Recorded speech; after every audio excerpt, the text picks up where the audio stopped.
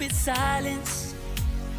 You've been standing right there all along, even though it's dari Aceh sampai ini Papua mungkin sudah Jumatan tadi sudah kontak ke saya, mohon maaf nanti di YouTube-nya saja mungkin kita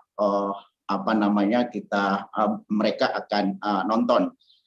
Teman-teman di waktu bagian tengah juga ini sudah kritis jamnya, jam 11 di sana lewat ya, sebentar lagi Jumatan. Pertama tentu kita bersyukur alhamdulillah sehat walafiat, diberikan izin oleh Allah dan nikmat kesehatan pada kesempatan pagi menjelang siang hari ini. Kemudian yang kedua, terima kasih Pak Mardigu ya yang sudah sempatkan waktu join ini undangan dari PP Muhammadiyah, dalam hal ini Pak Anwar Abbas, dan mungkin baru kali ini diundang oleh pimpinan pusat Muhammadiyah untuk kita diskusi. Mungkin ya pengantar, karena waktunya sangat singkat sekali, 1,5 jam, ada dialog nanti. Kami minta ke Buya Anwar Abbas sebagai Ketua PP Muhammadiyah sekaligus Wakil Ketua Umum Majelis Ulama Indonesia Pusat. Nah, beliaulah yang menginisiasi pertemuan ini karena terus terang secara pribadi saya melihat Pak Mardigu ini tokoh yang fenomenal selama 1 tahun terakhir ini, tokoh yang sangat kontroversial, mohon maaf, kemudian tokoh non mainstream, kemudian tokoh malah ada mengklaim sebagai tokoh yang misterius. Saya mencoba mencari jejak-jejak beliau di media sosial, ya itu agak kesulitan. Yang muncul itu adalah YouTube, ya, dan beberapa komentar yang lain, dan juga banyak komentar miring terhadap Pak Mardigu. Jadi gitu ya. Jadi kenapa saya sebut misterius, karena biasanya kalau di media sosial kita biasa tampilkan profil kita, anak kita, usia kita. Ini Pak Mardigu saya belum dapat, gitu, sehingga ini mungkin ya ini uniknya anak ini. Nah ini Buya Anwar sangat senang. Sehingga saya diminta sebagai Sekretaris Majelis Ekonomi PP Muhammadiyah untuk mengundang Pak Mardigu, juga lewat Pak Soni. Pak Mardigu ini, Pak Soni kawan kita, kawan Pak Mardigu juga teman sekolah dulu di SMA 70 Bulungan ya. Pak Mardigu ini seorang santri juga Pak Anwar, Bu ya. Kalau nggak salah Pak Mardigu ini santri di Sidogiri ya. Sidogiri. Ya, Sidogiri, kemudian ini anak kolong, anak tentara, ya, gitu ya. Tiba-tiba berangkat ke Amerika. Saya nonton hampir 3 jam YouTube Pak Mardigu ini, luar biasa gitu ya. Obsesinya bagaimana bisa nyampe ke Amerika hanya karena guntingan koran, gitu ya Pak Mardigu ya. Amin. Dikantongin sejak SD, kemudian padahal prestasi akademik Pak Mardigu ini enggak biasa-biasa aja ya. Tapi imajinasinya supaya sampai ke negerinya Biden ini luar biasa, dan sampai ke sana dan bahkan tidak tahu siapa membiayai beliau kuliah ke Amerika. Dan uniknya studi intelijen, sehingga banyak juga mempersepsikan ini Pak Mardigu Intel ini.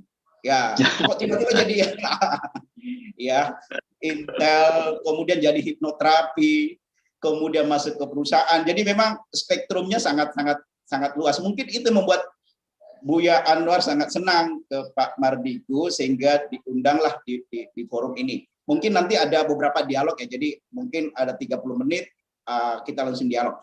Tapi kita memberi kesempatan ke Pak Buya Anwar untuk memberikan prolognya. Silakan Buya. Ya, terima kasih. Assalamualaikum warahmatullahi wabarakatuh. Waalaikumsalam. Amin wassalatu wassalamu ala alihi wa sahbihi amma ba'du. Saya maaf ya, pernah mendengar tapi tidak menjadi perhatian saya ya. Cuma ketika Pak Riawan Amin, seorang banker, mengirim YouTube beliau, kemudian saya dengar, kaget juga saya. Ya, ada pikiran-pikiran beliau menurut saya yang menarik ya. Tetapi ketika saya tonton podcast di tempat lain, ya beliau menyampaikan ide, kemudian idenya belum tuntas disampaikan, sudah dipotong-potong. Jadi kelezatan idenya jadi hilang bagi saya ya. Oleh karena itu saya minta sama Pak Mukher supaya ya Pak Mardigu diundang, dan karena waktunya 1,5 jam ya, mungkin barangkali tidak bisa sampai 1,5 jam. Ya saya minta jangan diintervensi gitu ya, jangan diintervensi. Kita minta beliau bicara pertama sekali dari perspektif global ya, kemudian regional, nasional ya, kemudian persoalan kita sebagai bangsa, kemudian menurut beliau apa kira-kira yang harus kita lakukan ya. Dan beliau ini menurut saya tak tahu persis latar belakang pendidikan Pak Mardigu ini ya, karena saya tidak bisa men-trace ya. Tetapi pemikiran beliau ini saya lihat ya mirip dengan pemikiran Imam Al-Ghazali masalah moneter. Di mana uang itu seperti cermin ya. Uang itu seperti cermin. Jadi artinya jumlah uang yang beredar itu harus ngikutin barang. Gitu. Kalau kita kan akademisi Pak Mukher ya, kita dosen ya, printing money itu kan sesuatu yang sangat membahayakan ya kalau seandainya tidak Tapi menurut Pak Mardigu di Cina ya, pemerintah Cina melakukan printing money, tetapi printing money itu betul-betul dikelola sedemikian rupa ya sehingga jumlah uang yang beredar tetap sama dan mengikuti jumlah barang yang ada. Sehingga dengan demikian Cina bisa menjadi negara maju gitu kan. Sementara kan selama ini bagi kita printing money itu kita anggap sebagai sesuatu yang sangat berbahaya. Dan menurut saya memang sangat berbahaya printing money itu ya. Tetapi Pak Mardigu dia punya pandangan lain gitu. Nah setelah saya renungkan benar juga nih Pak Mardigu ini gitu. Oleh karena itu ya setelah saya diskusikan dengan beberapa orang ya ada pikiran Pak Mardigu ini yang bagus, ada juga yang kawan-kawan tidak setuju gitu ya. Dan saya rasa itu sudah biasa lah ya. Kalau kita punya pendapat, ada yang setuju, ada yang tidak setuju. Tapi bagi saya ya karena Muhammadiyah ini adalah organisasi yang warganya educated ya, maka menurut saya ya kita harus terbuka terhadap pemikiran yang dimiliki orang ya. Dan kalau seandainya pemikirnya bagus, benar gitu ya maka wajib hukumnya bagi kita untuk mendukung gitu. Tapi kalau tidak benar ya tidak boleh kita mendukungnya begitu kan. Nah, oleh karena itu bagi saya ya kita dengar nih gagasan-gagasan Pak Mardigu ini kan. Hal-hal yang memang menurut kita baik dan benar ya kita dukung, yang tidak baik yang tidak dengar ya kita tinggalkan saja. Dan sehingga dengan demikian ya pemikiran-pemikiran beliau itu ya menjadi pemikiran-pemikiran yang bermanfaat bagi diri kita, tapi juga bagi masyarakat, bagi bangsa dan bagi dunia. Itu mungkin barangkali ya Pak. Saya terus terang juga belum kenal ya Pak Mardigu ya. Dan hari ini saya ingin mencoba mengenalnya. Dan saya mungkin barangkali tidak terlalu biasanya sifatnya mendengar aja begitu, mendengar gitu ya. Sehingga saya tuntas gitu. Yang jelas bagi saya ya dari dari YouTube yang dikirim oleh Pak Riawan Amin. Kok Pak Riawan Amin mantan banker ya, mantan dirut Bank Mawala yang sangat berani mengirim YouTube beliau kepada saya gitu. Itu kan berarti beliau seleksi gitu ya, karena Pak Riawan Amin jarang juga ngirim YouTube, kecuali YouTube ini yang dia kirim sama saya gitu. Itulah mungkin barangkali Pak. Terima kasih. Assalamualaikum warahmatullahi wabarakatuh. Waalaikumsalam. Pak Mardigu, jadi temanya yang diminta oleh Pak Anwar, dinamika ekonomi dan keuangan global. Kemudian dampaknya terhadap ekonomi kita, singgung juga ekonomi umat ya. Dan langkah-langkah solusinya gimana sih Pak Mardigu? Ya, saya kira kata Buya Anwar tadi ya biarkan jangan diintervensi, tapi mungkin Pak Mardigu yang ngatur waktu lah. Ini ada batas-batas tertentu, ada jenuh Pak Buya Anwar mungkin berapa ya. Jadi Pak Mardigu tahu lah suasananya, mungkin kita dialog nanti. Silahkan Pak Mardigu tempat kami berikan ke Bapak. Oke, Assalamualaikum warahmatullahi wabarakatuh. Buya Anwar Abbas, Pak Mukhair, dan teman-teman yang saat ini bersama di forum diskusi ini. Saya berusaha langsung ke topiknya saja, melihat waktu terbatas, dan pastinya saya tidak akan panjang-panjang sampai 1 jam, bahkan 30 menit pun tidak, karena saya lebih menyukai bentuknya adalah dialog atau mungkin tanya jawab, jadi lebih cair suasananya.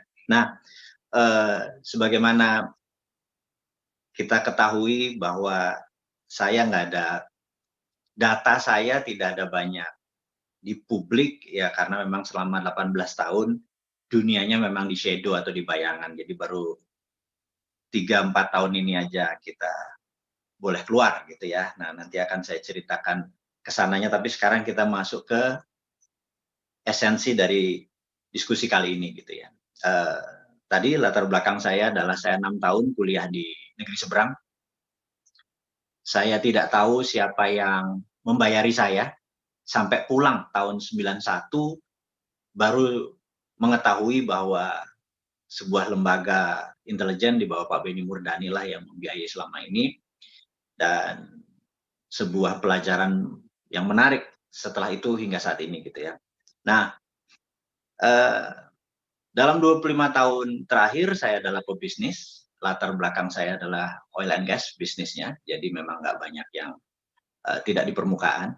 Dan baru 5 tahun terakhir kita menggunakan sektor retail atau tepatnya dunia digital, ekonomi digital gitu ya. Nah, mengingat topiknya ini agak berat, jadi saya mencoba meringankan masalah global dulu. Sekali lagi ini Pak Buya Anwar Abbas, ini versi saya, di mana saya adalah penggemar pembaca buku geoekonomik dan geostrategi.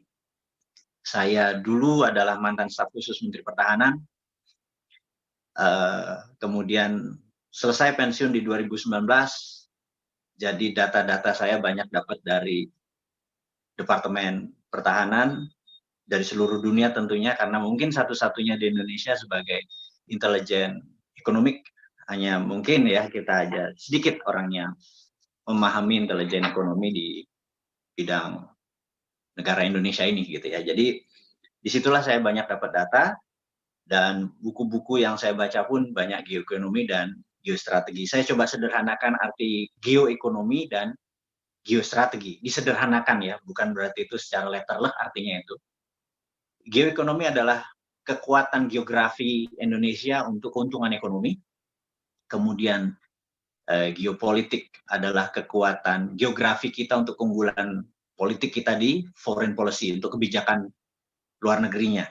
Jadi misalnya kritikan saya adalah 2 kerajaan yang besar membuat Indonesia atau Nusantara kuat adalah Kerajaan Sriwijaya dan Kerajaan Majapahit. Keduanya adalah menguasai maritim, menguasai armada laut, mengontrol selat. Nah, di dunia ada 6 major strait, 2 termasuk Panama dan Suez gitu ya. Itu terusan. Tapi yang alami ada Selat Lombok, Selat Makassar, Selat Sunda, dan Selat Malaka. Kenapa disebut major strait atau selat utama? Karena dilewati kapal internasional dan kapal dagang. 1 tahun kapal yang melewati Selat Malaka adalah 100.000 mother vessel, besar-besar. Dan isinya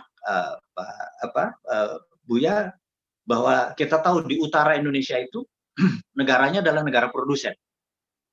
China, Hong Kong, Taiwan, Korea Selatan, Jepang adalah negara produsen. 20% produksinya itu dikirim ke North America atau Amerika Utara.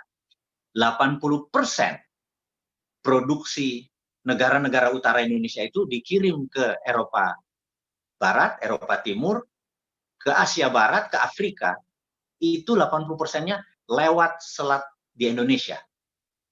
Ada yang lewat Selat Lombok, lewat Makassar, Lombok langsung, ada Selat Sunda langsung, ada yang lewat Selat Malaka dulu, berhenti di Port Kelang, Port Dickson, atau di Singapura gitu ya. Nah, tidak ada satupun sisi Indonesia. Dulu ada Pulau W. Ini yang sangat prihatin karena sisi dalam dari Malaka itu adalah selat di sisi Indonesia. Apa yang terjadi kalau Buya Anwar Abbas sebagai Presiden Indonesia misalnya menutup seluruh selat di perairan di Indonesia, sehingga kapal-kapal dari utara itu muter Papua Nugini baru lewat selatan Indonesia, lewat Laut Hindia, itu 7 hari mereka ngebuang hampir 7% dari nilai biayanya. Tapi kalau lewat perairan di Indonesia, itu mereka kita biarkan bayar aja 1% sebagai bayar asuransi. Karena maaf ya, kan kotorannya kita yang bersihin, kita nggak dapat apa-apa selama ini. Dan itu kita pernah hitung kalau 1% dari nilai barang yang 2 triliun atau 2.000 billion dolar itu nilainya hampir 200 billion, sama dengan pajak yang ibu kita yang pinter ini selalu memajaki, bisa rakyat nggak bayar pajak, Bu ya. Nah, kenapa selama 7 presiden kita tidak pernah lakukan itu? Oh banyak, ada UNCLOS, ada kita dicegat dengan banyak peraturan maritim dan lain sebagainya gitu ya. Kita kalau mau menjadi negara berdaulat, ini adalah hak kita. Kita boleh, selat itu milik kita, gitu. Kita boleh pajakin, atau mungkin kalau pajak kesannya sangar gitu ya. Kalau Hang Nadim, Hang Tua, kalau Sriwijaya, Prameswara, Majapahit itu dipajakin, di choking point-nya di Malaka dipajakin sama. Kalau kita bayar asuransi deh, bayar biaya kebersihan deh gitu ya, 1% nilai barang. Oke, kita buatlah sebuah lembaga, ya semacam SWF atau lembaganya Pak Luhut yang baru buat itu misalnya, lembaga ini adalah lembaga asuransi di mana 60%-nya milik Indonesia atau 70%-nya milik Indonesia, yang 15% milik Tiongkok, yang 15% lainnya milik Amerika misalnya. Tetap dibagilah permen itu. Kan di dalam foreign policy harus ada bagi permen gitu ya. Nah, dengan demikian kita berdaulat atas wilayah kita. Nah, itu geopolitik namanya, yang saya saat ini sangat mengkritik bagaimana kebijakan foreign policy kita ini kok mengikuti negara lain. Harusnya kita yang punya policy. Jadi contoh gini, karena itu insya Allah saya lagi buat buku, Bu ya, dan sahabat Muhammadiyah. Buku ini berjudul Redraw Map. Ini buku saya ke-15. Redraw Map tuh gini, map peta di draw. Jadi kalau Gajah Mada tidak pernah draw map bahwa ini Nusantara gitu ya, di mana sampai selatan Thailand, Malaysia, Filipina, sampai Papua Nugini adalah wilayah Nusantara. Indonesia tidak pernah ada. Itu namanya draw map, gitu ya. Tiongkok dengan obornya One Belt One Road itu membuat draw map. Ini dunia ini begini, semua go to Tiongkok. Jadi One Belt diikat dengan satu belt, One Road, satu jalan ke Beijing, gitu ya. Itu dia punya mapnya. Amerika punya High Road, gitu ya, punya map. Eropa punya gitu. Indonesia ini mapnya nggak pernah dibuat. Kita kena mapnya orang terus. Jadi Maritim Silk Road-nya kebijakan Tiongkok gitu kan.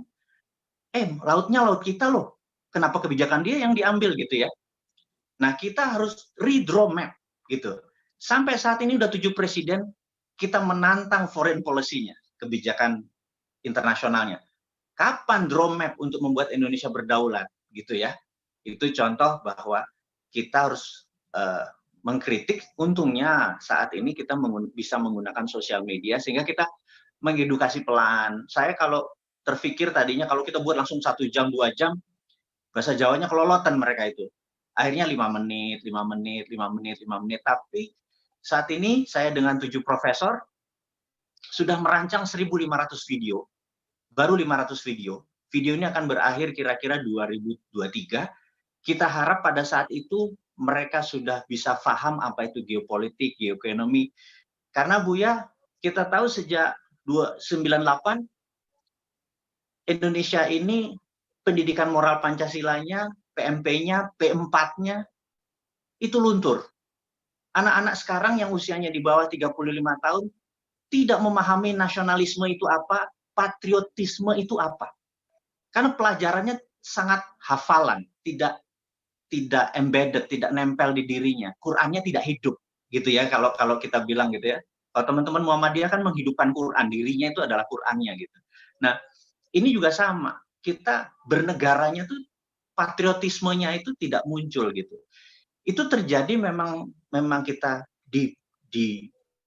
dibuat dalam tanda petik, kemudian puncaknya adalah tahun 2002, Buya, di mana Undang-Undang 45 diubah menjadi Undang-Undang 2002, dan boleh sahabat semua membuktikan bahwa saya adalah di tahun 2002 itu, malam itu, memprotes keras. Mungkin Kak Baisnya waktu itu ingat, Pak Ian Santoso, memprotes keras bahwa jangan sampai ubah Undang-Undang 45 jadi 2002. Dan ternyata hari itu terjadi, diubah Undang-Undang 2002. Undang-Undang 2002 yang saya protes adalah hilangnya GBHN, Garis Besar Haluan Negara, sehingga kebijakannya saat ini adalah per 5 tahun tergantung pemerintahnya. Bukan kebijakan jangka panjang yang siapapun pemerintahnya ngikuti garis besar tadi. Gitu, rencana 100 tahun Indonesia menjadi negara superpower misalnya kayak gitu deh.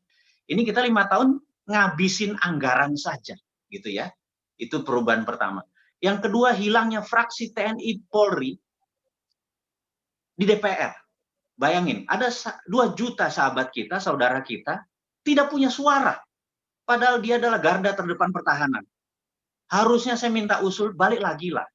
2-3% atau setiap satu fraksi ada 1 TNI Polri gitu ya. Karena mereka punya Lemhanas, mereka ngerti apa itu bela negara. Sementara anggota DPR ini dengan bayar mereka jadi ke sana, mereka tahu apa tentang bela negara.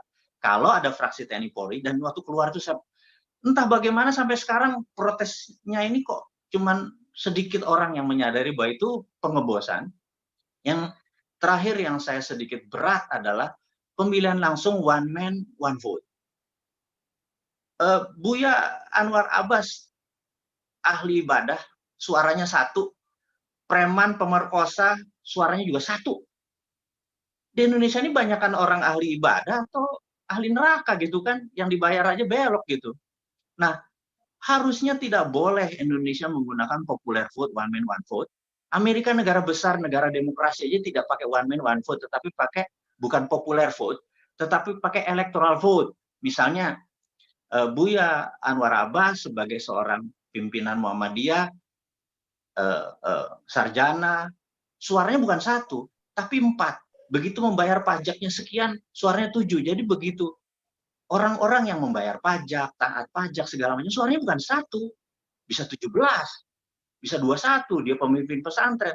Pembobotan itu nanti kita standarkan sehingga sewaktu ada pemilihan, orang-orang yang punya suara atau pembobotan yang nilainya tinggi tadi, salah satunya dengan bayar pajak, kalau 1 miliar tambah 10 misalnya gitu ya, ini contoh aja, itu membuat kualitas. Jadi begitu disebut, wah dia 17 lu suaranya, wah dia 24 lu suaranya, yang lain 1 gitu ya. Nah, orang-orang yang punya suara atau electoral vote ini bisa membelokkan. Jadi misalnya zamannya Trump, itu dia secara popular vote kalah, Hillary menang. Tapi negara waktu itu mau perang sama Tiongkok, para orang-orang yang memiliki electoral vote yang suaranya besar tadi, itu udah Trump aja deh, kayaknya kalau Hillary lawan Tiongkok lewat nih gitu ya. Sama waktu Biden juga, wah ini Trump udah nggak ini. Nah, itulah kalau orang-orang yang bernalar, berpendidikan, berpengaruh, suaranya jangan 1 gitu ya. Ini salah satu wacana yang saya anggap penting, dan itu diubah di tahun 2002. Jadi saat ini kita bukan Undang-Undang Dasar 45, tapi Undang-Undang Dasar 2002 gitu ya. Nah, karena itu wajib saya sebagai insan muslim mengingatkan apa yang saya tahu. Kalau saya anggap ini adalah national threat, ya kita bunyikan. Karena mungkin kita tidak punya power, tidak punya kekuasaan, ya kita mengeduket saja. Dan mengeduket pun ada yang menentang, challenge saja, namanya juga keilmuan kok. Yang di-challenge adalah pengetahuan. Mungkin saya juga terbatas. Nah, dengan challenge-challenge begini, tantangan-tantangan keilmuan tentunya membuat sahabat semua menjadi lebih pintar, ya kan? Wah, buku apa nih yang si Mardigu baca? Oh, misalnya China Waters, bagaimana China mengontrol air di dunia ini, laut. Oh, dia bacanya referensinya itu. Oh, ini buku ini mengcounternya dan lain sebagainya. Itu sehat sekali gitu ya. Dialog-dialog seperti itu. Oke. Jadi itu adalah latar belakang kenapa saya menggunakan sosial media dengan 7 profesor doktor di belakang saya. yang benar-benar setiap minggu kami berdiskusi, kemudian jadi ada tim, jadi bukan, saya nggak pinter lah sama sekali, saya cuma menarasikannya saja gitu ya. Nah, kemudian masuk tadi ke topik kita hari ini. Jadi ekonomi dunia ya, global itu kita bagi menjadi beberapa kategori. Jadi contoh, mengelola ekonomi dalam normal condition, kondisi normal, itu berbeda mengelola ekonomi pada saat krisis. Krisis itu ada krisis, ada depresi, ada Great Depression. Beda-beda. Jadi waktu Great Depression tahun 30-an, solusinya printing money. Gitu ya.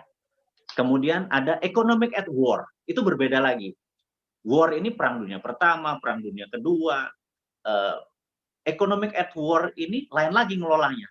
Nah, war sekarang semakin modern, war itu bergeser lagi. Ada military war, seperti perang dunia pertama, perang dunia kedua, perang Korea, perang Vietnam, itu adalah military war. Kemudian ada perang Cold War, perang dingin, perang antara blok Soviet dengan blok Barat, itu perangnya spy war, perangnya perang intelijen, gitu. Dan senior-senior kita, Pak Beni, Pak Luhut, Bapak adalah orang-orang yang paham sekali perang psikologi, perang intelijen di zamannya Cold War, di mana James Bond lah ceritanya, semua orang punya pasukan bayangan atau spy gitu ya. Kemudian di 2016 di mana Trump menjadi presiden, pertama kali di dunia mendengar yang namanya perang ekonomi. Jadi financial war, tax war, perang pajak, perang bea masuk, perang dagang dan lain sebagainya. Ya, itu perangnya bukan deal-dealan gitu. Jadi di dunia Kementerian Pertahanan atau DoD atau Department of Defense ada 7 macam warfare atau perang. Ada military war, biological war, chemical war, information war, ada banyak gitu ya. Dan saat ini DoD kita, Department of Defense kita juga hanya kuatnya military war gitu ya.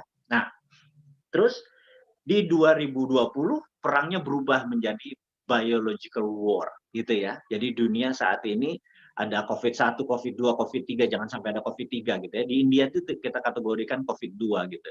Nah, jadi kita bedakan lagi. Ekonomi dalam normal condition berbeda dengan krisis, berbeda dengan depresi, berbeda dengan Great Depression, berbeda dengan wartime gitu ya.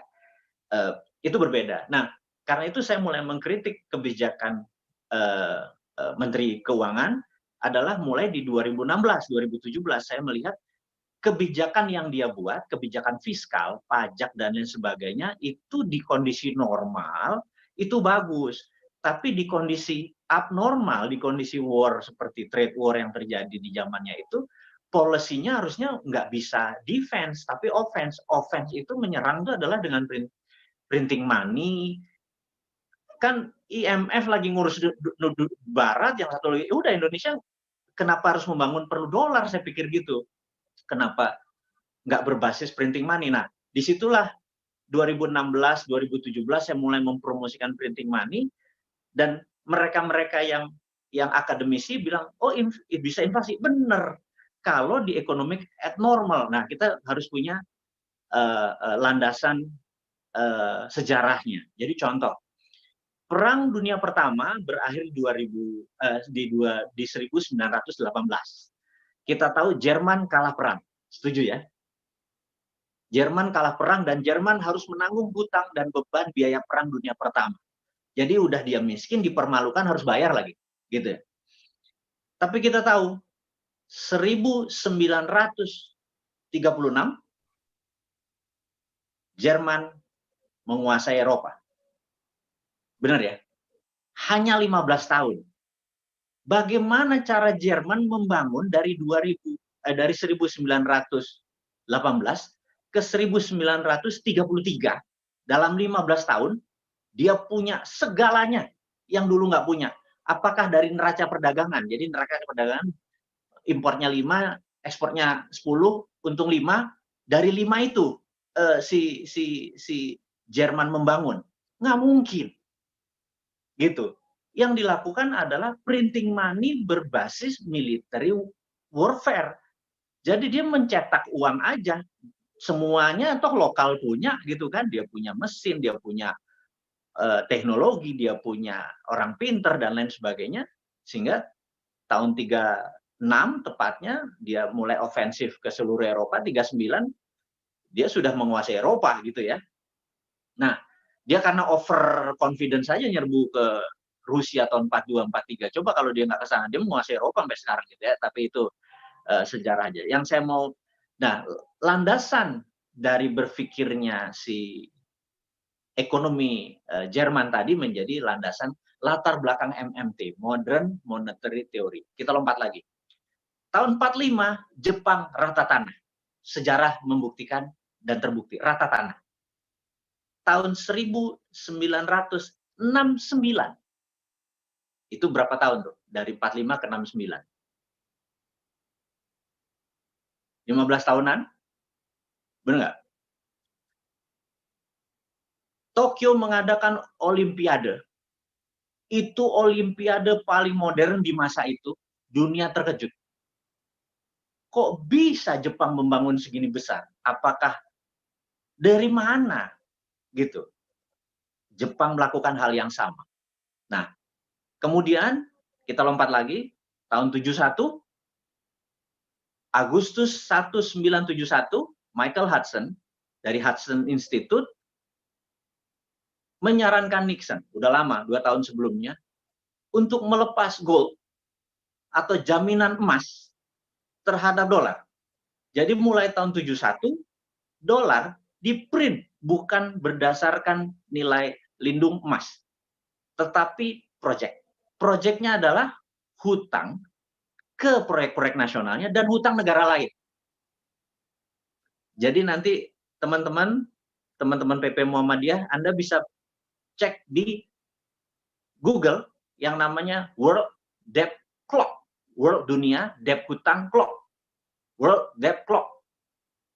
Itu setiap detik bunga dan pokoknya hutang dunia dicatat di situ, dan itulah underlying-nya IMF dan Federal Reserve untuk printing money. World Debt Clock. World-nya dunia, debt-nya hutang, clock.com. Pencet, di situ nanti ada keluar angkanya, 71 triliun sekian gitu ya. Dan bunga per detiknya adalah 2 juta dolar sekian gitu. Terus, nah itulah underlying printing money IMF. Karena itu negaranya yang tidak berdaulat harus ngutang. Misalnya, ya kita sebut negara tetangga kita deh, jangan kita mah pinter gitu ya. Mereka ngutang, padahal Amerikanya printing money gitu kan, berdasarkan proyek di negara Indonesia. Maaf, negara tetangga aja lebih enak. Jadi, kedua adalah di 1989, ini ada buku menarik Bu ya, judulnya The Secret Meeting That Changed China. Buku ini menarik sekali. Tahun 1989, Deng Xiaoping dihadapi dengan 12 politbiro, 12 jenderal politbiro dari PKC, Partai Komunis Cina, yang menyatakan Anda akan ikut demokrasinya Amerika, yang waktu tahun 84 dengan Reagan dia tanda tangani, atau kita membuat kebijakan sendiri, tidak pola barat, tetapi kita menggunakan strategi printing money. Oke. Mengapa begitu? Karena Michael Hudson dari Hudson Institute sejak tahun 85 sampai 95 dia adalah guru besar di Peking University. Dialah yang mengintroduce printing money berbasis project, berunderlying project. Michael Hudson. Jadi Xi Jinping saat ini yang menjadi presiden Partai Komunis Cina dan pemimpin tertinggi Tiongkok adalah muridnya Michael Hudson. Dan Michael Hudson inilah pencetus MMT, Modern Monetary Theory, yang tahun 70-an diadopsi oleh Nixon untuk printing money-nya dolar. Jadi landasan saya mengajukan pemerintah Indonesia saat ini untuk printing money berbasis project. Janganlah proyek infrastruktur yang semennya juga buatan Indonesia, besinya buatan Indonesia, tenaga kerja Indonesia. Kenapa masih pakai tenaga kerja Tiongkok, uangnya Tiongkok, teknologi Tiongkok? Itu yang saya tanyakan. Kalau nggak punya uang, printing money gitu ya. Kenapa? Karena kondisinya dalam war. kondisinya kategorinya war, dalam perang dagang, perang segala macam. Nah, itulah prinsip yang saya usulkan, dan latar belakangnya adalah Perang Dunia Pertamanya Jerman, Perang Dunia Keduanya Jepang, tahun 71 printing money, lepasnya dolar dari gold, dan tahun 89 di mana 20 tahun kemudian China punya Olimpiade 2008, 20 tahun dunia shock, dalam 20 tahun China mendarat kok segitu besar gitu ya, mulainya tahun 89. 20 tahun kemudian 2008 itulah dia mendeklar menjadi negara modern gitu ya. Jadi kalau Indonesia 2045 ingin menjadi negara besar, menjadi negara superpower, karena kita memiliki semua sarana untuk menjadi negara superpower, maka saya menyarankan kita harus punya grand design, menghitung cost accounting, berapa yang dibutuhkan Indonesia untuk menjadi negara superpower di tahun 2045. Karena itu kita ya di tempat kami, saya juga menawarkan Muhammadiyah untuk membuat grand plan Indonesia 2045, dan printing money-nya adalah sekarang dipimpin oleh Buya gitu ya. Saya pikir sahabat Muhammadiyah, Buya Anwar Yusuf dan Pak Muher segala macam, mungkin monolog saya berhenti di sini dulu. Kita lanjutkan dengan dialog-dialog kecil, mungkin lebih cair suasana. Demikian. Wassalamualaikum warahmatullahi wabarakatuh. Waalaikumsalam warahmatullahi wabarakatuh. Pak Mardigu juga belum menyampaikan tentang cryptocurrency, blockchain. Mungkin nanti kalau ada yang memantik, mungkin akan disampaikan. Boleh. Nah, ini ada yang minta nih Pak Yusuf Wibisono. Kemudian ini ada Guru Besar Hubungan Internasional Universitas Muhammadiyah Jogja, Prof. Bambang Cipto. Saya minta waktu Pak Bambang, Prof. Bambang, ya. Ini dua dulu ya. Mungkin nanti yang lain. Silakan Pak Yusuf. Pak Yusuf silakan. Kita share hari ini. Oke. Silakan Pak Yusuf. Yang dari Pak Yusuf. Ini tunjuk tangan. Oke.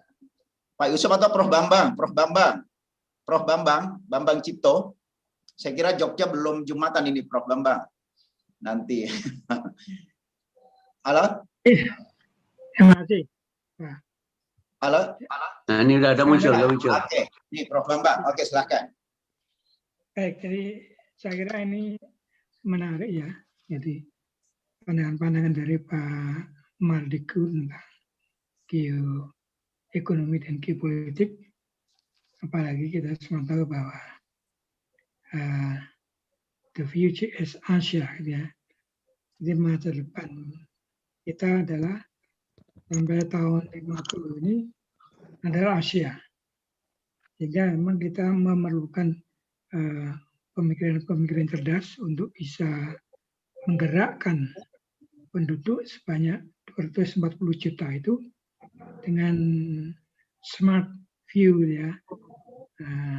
Technological based view ini salah satu hal yang saya kira penting ya.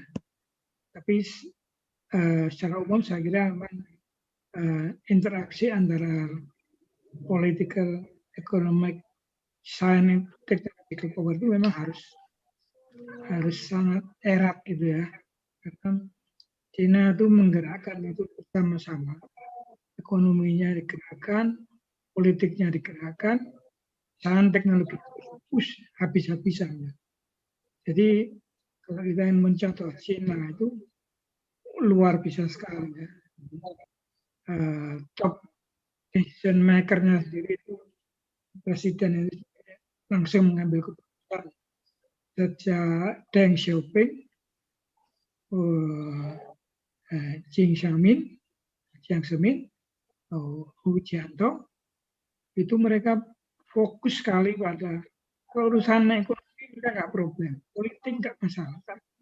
Sana teknologi itu mereka masing-masing punya kebijakan yang tak bagus. Dan Xi Jinping hanya menikmati saja. Nah, saya kira kita nggak bisa sekedar membuat desain ekonomi, tapi tidak ada backup dari sains dan teknologi. Dan nyatanya jumlah psikopes Cina jauh lebih tinggi dari Amerika. Ya.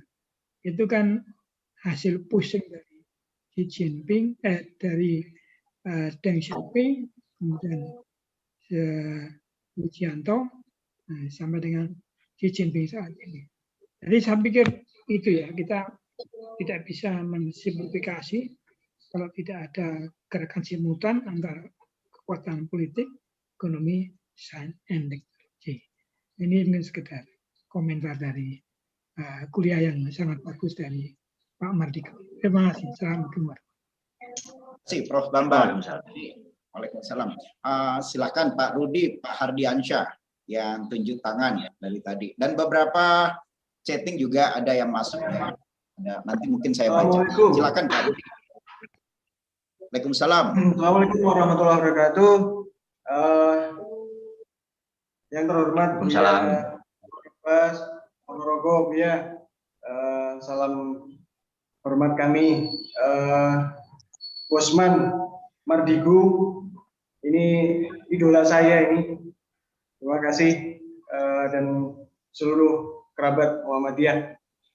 Yang pertama, perkenalkan kami Rudi Chandra, kami Direktur Bank Mitra Syariah yang mana 100% kami adalah Bank Muhammadiyah yang kebetulan base-nya di Ponorogo dekat kelahiran Bosman Madiun.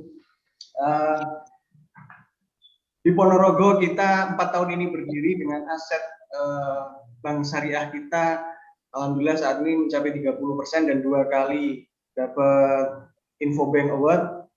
Alhamdulillah kita sangat-sangat concern ke berjamaahnya Muhammadiyah yang mana tentunya linear dengan semangat nasionalisme yang disemangatkan oleh Bosman. Alhamdulillah dari kecil dari daerah inilah kita akan bergerak tentunya dengan kemampuan kami dan alhamdulillah support dari Muhammadiyah. Dan Bosman sekalian selamat ulang tahun Dinara nih yang pertama kemarin, dan kita luar biasa terinspirasi dari Santara yang mungkin sudah kita laksanakan di Muhammadiyah. Kita berjamaah bermodal ini adalah murni dari warga dan tentunya pengurus atau pimpinan daerah, wilayah maupun PP yang supportnya luar biasa. Mungkin kita pengen lebih tindak lanjut kepada mungkin PP nanti lebih intens bagaimana konsep Santara kita terapkan di Muhammadiyah, yang mana kekuatan kita berjamaah ini luar biasa. Kita butuh skema atau platform yang mungkin hampir sama dengan Santara, tapi mungkin PP punya komunikasi lebih intens dengan Bosman Mardigu, karena saya rasa ini sangat-sangat linear dengan semangat kita. Mungkin itu saja usulan kami dari Ponorogo, Kota Reok. Semoga sukses kita berjamaah menjadi Indonesia yang ekonominya berdaulat. Salam hormat. Assalamualaikum warahmatullahi wabarakatuh. Waalaikumsalam. Oke, Pak Hardiansyah langsung. Pak Hardiansyah, nanti Pak Efran ya. Oke. Pak Hardiansyah. Terima kasih. Ya. Wah, sinyal ini gangguan sinyal, Pak Hardiansyah. Halo. Oke, langsung Pak Efran. Pak Efran. Ini yang tunjuk tangan. Ada Pak Hardiansyah. Ada Pak. Oke, ada. Oke, silakan. Oke. Terima kasih. Assalamualaikum. Ini gangguan sinyal ini. Baik. Ya, Pak Efran. Pak Efran. Wah, ini nunjuk tangan enggak siap. Halo. Halo, Pak. Halo. Ya, silakan Pak. Ya, Waalaikumsalam. Waalaikumsalam. Dengar ya? Ya. Oke, saya ulang sekali lagi ya, Pak Buya, saya dari Pesantren Muhammadiyah, almarhum Pak Ki Haji Abdul Ahmad. Saya sekarang petani ubi jala, Pak Mardigu. Saya sudah lama mengikuti Pak Mardigu di sosial media, di YouTube, dan lain-lain. Betul, saya mempelajari bertani sejak 3 tahun yang lalu. Yang sebelumnya saya basicnya musik sebetulnya. Saya membuka jendela, belajar, khususnya ekspor Pak Mardigu. Banyak masalah di pertanian ini yang saya temukan selama saya belajar ini, baik itu di produksi, supply chain, dan bagaimana kita bisa berkontribusi di perdagangan global ini, Pak Ahmad. Itu banyak link yang terputus antara pengetahuan yang sumber dari kampus dan para petani di bawah, baik itu bagaimana produksinya harus bagaimana dan lain-lainnya. Gitu. Itu mungkin Pak Mardigu juga mungkin sudah tahu. Yang ingin saya tanyakan, bagaimana kami petani ini yang saya lihat memang punya sangat maju pesat sekali di Eropa maupun di negara tetangga dekat kita, Vietnam dan lain-lain. Itu sangat teknologi pengetahuannya sangat jauh kita ketinggalan. Nah, di mana ini petani ini kita ini bangsa ini dengan ide-idenya Pak Mardigu ini supaya kami bisa ngeling dengan idenya Pak Mardigu ini yang harus kami lakukan seperti apa Pak Mardigu dari bawah ini sebagai petani untuk gagasan dan akomodasi Pak Mardigu ini. Nah kami itu harus seperti apa tuh ya petani ini agar ngeling nantinya Pak Mardigu. Saya doakan Pak Mardigu jadi presiden Pak. Begitu aja. Bapak-bapak, Buya. Assalamualaikum warahmatullahi wabarakatuh. Terima kasih Pak Ardiansyah. Waalaikumsalam. Terima kasih. Ini mohon maaf ada banyak ya Pak Mardigu ya. Kita ke Sorong dulu lah. Sorong ini Jumatan di sana. Sorong. Oke silakan.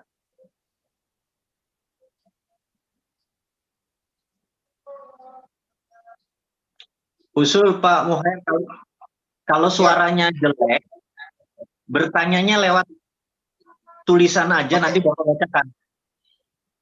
Saya baca, ada beberapa. Oke. Pak Mardigu. Oke, saya baca ya, Pak Mardigu. Mohon pencerahan dalam perspektif global, di mana Indonesia banyak dililit utang. Apa yang seharusnya dilakukan pemerintah Indonesia dalam mengatasi keterpurukan ekonomi dan finansial saat ini? Kemudian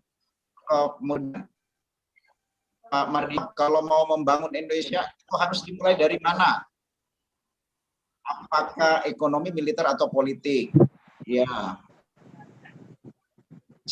Kemudian ini syarat sukses printing money adalah harus tidak ada korupsi, minimal korupsi minimalis, dan proyek harus minimal 12 layar baru sukses. Saya kira itu aja dulu, Pak Mardigu. Silakan. Oke, saya berusaha menjawab sebentar, nanti mungkin kita lanjutkan tanya jawab lagi. Saya bisa rangkum semua itu dalam satu jawaban. Jadi saya boleh cerita sedikit pengalaman dengan Santara. Jadi latar belakang Santara adalah kami mempelajari apa yang dibangun oleh Tiongkok. Itu dulu ya, saya minta izin. Jadi di Tiongkok itu ada dua bursa yang sangat besar. Yang satu yang namanya Shanghai Stock Exchange. Shanghai Stock Exchange adalah bursa efek seperti IDX, seperti bursa efek Jakarta atau bursa efek Indonesia sekarang namanya. Yang kedua adalah Shenzhen Stock Exchange. Shenzhen Stock Exchange ini adalah bursa efek UKM, gitu. Ini ada ratusan ribu. Kalau di itu udah 20.000 kalau di Shanghai. Di New York Stock Exchange juga 20.000. Shenzhen ini adalah bursa efek UKM. Nah, kami memutuskan ada dua hal yang kita akan lakukan, yaitu membuat bursa efek untuk UKM, dan kedua menggunakan teknologi blockchain gitu ya. Nanti saya akan ceritakan ke blockchainnya. Tapi filosofinya dulu, bahwa urun dana ini kita mundur lagi sejarahnya. Dulu di negara Venesia, Venesia adalah negara di Eropa yang sangat maju di abad ke-12, 13, 14 karena memiliki koleganza. Koleganza adalah asal muasal urun dana bottom of pyramid, masyarakat bawah. Kemudian di sewaktu Belanda, VOC adalah perusahaan urun dana pertama, tapi untuk high corporate, untuk elit gitu ya. Dan elitis udah diwakili dengan Bursa Efek Indonesia, yang bottom of pyramid, kaum akar rumput ini belum punya bursanya. Jadi saya membuat itu adalah 27 Juli 2018 kita luncurkan, dan alhamdulillah satu perusahaan perlu dana 3 miliar, 2 hari sold out, perlu 1 miliar, 2 hari sold out gitu ya. Sampai 9 perusahaan UKM listing selalu sold gitu ya. Tahu-tahu kita disemprit sama OJK. Kita dikasih kartu kuning gitu. Saya bilang, loh kok kami dikasih kartu kuning, kami nggak main bola, kami main kasti. Kita bilang gitu. Nah, OJK waktu itu berkata, karena belum ada peraturannya. Saya bilang, di negara maju, Pak OJK, kalau ada sebuah perusahaan atau negara modern country, Singapura, Amerika, Jepang, segala macam,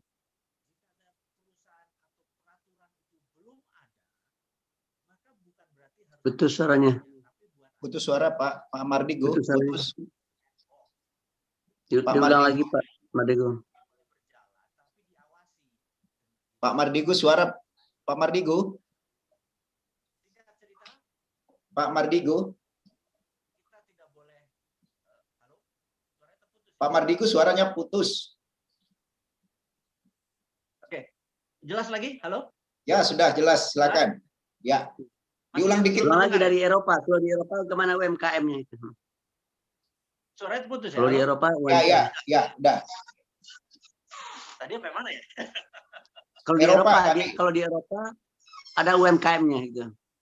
Oke, jadi kita ingin membuat bursa UKM di Indonesia. Bursa UKM itu kemudian 2018 kami meluncurkan yang namanya Santara.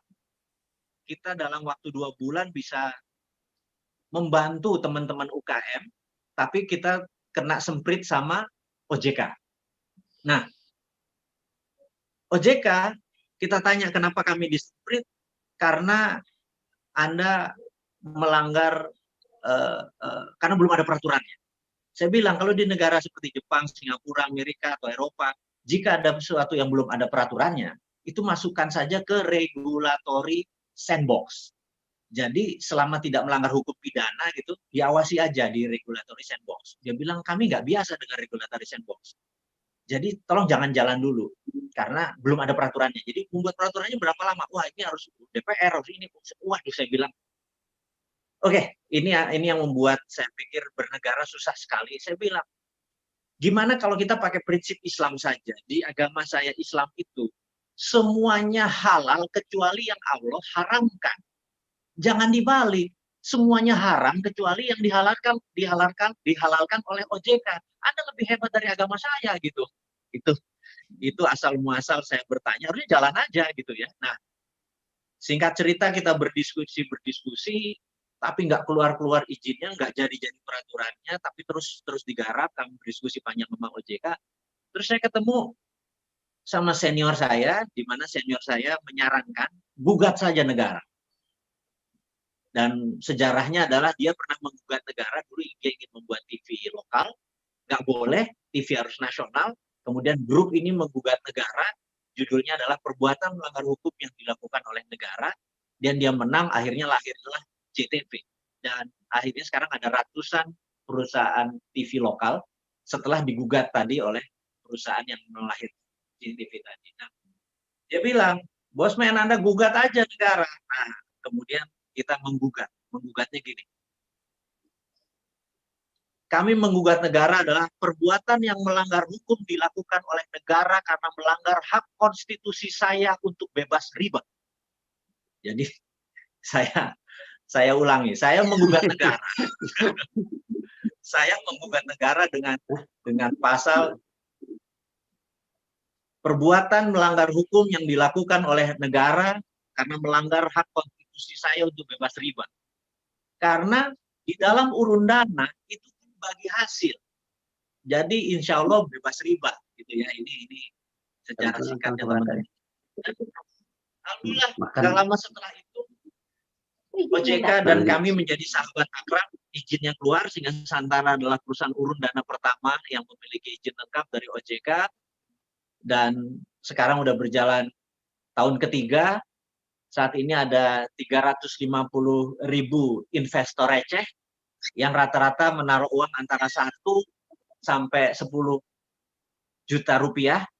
Jadi saat ini alhamdulillah di tangan kami ada 2,8 triliun dana dari masyarakat yang harus disalurkan ke UKM-UKM. Dan UKM yang harus bisa, ada syaratnya dari OJK, harus perusahaannya sudah berdiri, berbentuk PT. Jadi kami belum bisa membantu, karena peraturan OJK, nanti kita akan ubah aturannya, berbentuk PT dan perusahaan ini sudah jalan. Jadi tidak boleh yang greenfield, yang belum ada traction, yang belum ada omset gitu ya. Oke, jadi tapi kita tahu dari puluhan juta UKM, memang UKM usaha mikro, kecil dan menengah, yang menengahnya kita bisa bantu, dan menengahnya pun ini udah jutaan gitu ya, jutaan perusahaan kelas menengah. Jadi mungkin besarnya listingnya di Bursa Efek Indonesia, menengahnya listingnya di Santara. Nanti kita pikirkan bagaimana untuk yang kecil dan mikronya gitu ya, satu-satu. Karena saat ini negara belum juga turun bagaimana pendanaan. Contoh Buya. Kalau kita pendanaan saat ini kan sangat konvensional, yaitu ke bank. Sementara bank itu punya kata-kata mantra, ada jaminan apa tidak. Jadi Indonesia sejak 98, 2000 tepatnya, IMF masuk, Indonesia dikunci perbankannya. Ini teman-teman perbankan sangat setuju nih. Indonesia dikunci perbankannya karena dulu kita boleh project based loan. Project based loan itu kalau kita dapat project ngelas pagar, maka project itu bisa kita pinjam ke bank tanpa aset. Tapi sekarang namanya aset based loan. Jadi apa-apa harus pakai aset. Harus ada kolateral. Jadi misalnya seseorang punya 30 ayam geprek, tapi 30 lokasinya itu nyewa. Sehingga dia tidak punya aset. Walaupun ada omset, ada profit, dan perusahaan udah jalan 10 tahun. Waktu dia mau buka cabang ketiga ke 33, 3 cabang sekaligus, dia tidak punya aset, bank tidak bisa membiayai. Itu harus ada terobosannya. Itulah akhirnya urun dana Santara hadir. Jadi teman-teman sahabat dimanapun, kalau Anda tidak punya aset, tapi punya omset, dan punya bisnis, datang ke kami, datang ke kita, fundingnya pasti kita bisa keluarkan. Dan ada yang menarik, saat ini Santara mengantongi izin sebagai tadi perusahaan urun dana pertama, sekarang Santara mengantongi izin sebagai perusahaan bursa secondary. Bursa secondary ini kalau dia listing IPO, listing going public, kemudian dia masuk ke bursa secondary di Bursa Efek Indonesia. Santara punya bursa efek UKM yang saat ini baru 10 perusahaan, dan kita berharap ini akan tumbuh. Jadi ada exit plan-nya. Anda masuk di UKM sebagai investor, Anda bisa exit di bursa efek UKM atau bursa secondary. Jadi itu adalah salah satu terobosan yang Santara buat saat ini sebagai lembaga urun dana pertama di Indonesia dan lembaga bursa efek UKM pertama di Indonesia, dan satu-satunya saat ini. Demikian Buya, dan demikian Pak Muher, mudah-mudahan menjawab teman-teman masalah ekonomi global yang dimasalahkan ke lokal, dan lokal solusinya adalah dengan UKM kita bergerak dari akar rumput, dari bottom of piramid. Demikian. Makasih Pak Mardigu. Ini ada beberapa, banyak sekali ya, saya nggak bisa baca satu-satu ya karena banyak ya. Ini saya di layar saya disebutkan gini di chatting ya. Dalam platform urun dana Santara di mana Pak Mardigu sebagai owner, jika penerbit sudah besar, saham investor retail yang berinvestasi melalui Santara dapat di buyback oleh owner, sehingga hanya owner sendiri yang menikmati ketika usahanya sudah besar ya. Aduh, ini maaf ini kayak gitu. Oh, ada bisa ini. Apakah penguatan UMKM melalui platform urun dana tersebut menutup kemungkinan investor retail untuk bisa turut besar bersama usaha penerbit, seperti yang terjadi pada NTRS, salah satu penerbit yang berhasil scale up di Santara. Itu Pak. Kemudian langkah apa yang harus didahulukan untuk membangun Indonesia? Bottom up atau top down? Apakah sosok pemimpin bangsa yang cocok untuk mengatasi masalah ini? Ini Pak Mardigu 2024 ini akan calon nih. Oke, ada cukup banyak Pak ini. Bagaimana cara membangun ekonomi rakyat yang ada separuh dari rakyat kita Pak ini. Kalau ada yang chatting mohon dilengkap ya.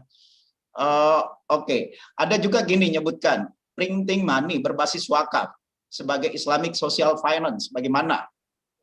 Oke, saya kira itu ya. Mungkin ada yang komentar secara lisan, silakan Mbak ini Bu Dini atau Pak Sahroni ini dari tadi nyampaikan, silakan ya, langsung padat to the point. Oke, Assalamualaikum warahmatullahi wabarakatuh. Ya, ini to the point langsung aja. Ya, ini kan ya, langsung. membicarakan mengenai UMKM itu terkait dengan saya sebagai praktisi di ini ya, pelatihan UMKM juga. Ini kita kan mendirikan koperasi tuh Pak, untuk koperasi ekspor untuk UMKM juga. Nah, saya ingin implementasi, mungkin diskusi ini bisa jadikan implementasi untuk koperasi ekspor kita Pak, karena di sini juga ada petani, ada peternak, kemudian ada juga nelayan, juga ada UMKM. Jadi kami memang tujuannya menguatkan pemasaran lokal dan juga ekspor Pak Mardigu. Jadi mungkin bisa dibimbing dalam hal ini untuk teknik aplikatifnya. Terus terang saya sangat tertarik dari pemikiran Pak Mardigu. Terima kasih. Oke, Pak Sahroni silakan. Terima kasih Bu Dini ya. Pak Sahroni silakan. To the point. Assalamualaikum warahmatullahi wabarakatuh. Terima kasih Pak Mukhair. Saya dari PMU.co. Ini kebetulan Pak Mardigu ini favorit saya ini di YouTube ini. Ada beberapa produk yang kami beli karena tertarik dari YouTube. Salah satunya mungkin servo mekanisme sama juga Sadarga Advance. Nah, dari Sadarga Advance ini kan saya itu tertarik dengan rumah yatim Pak Mardigu ini. Nah, apa yang mendasari Pak Mardigu untuk mendirikan rumah yatim Indonesia itu? Terima kasih, Pak. Assalamualaikum warahmatullahi wabarakatuh. Waalaikumsalam warahmatullahi wabarakatuh. Oke, silakan itu dulu Pak Mardigu. Nanti saya baca chattingnya lagi ya. Silakan.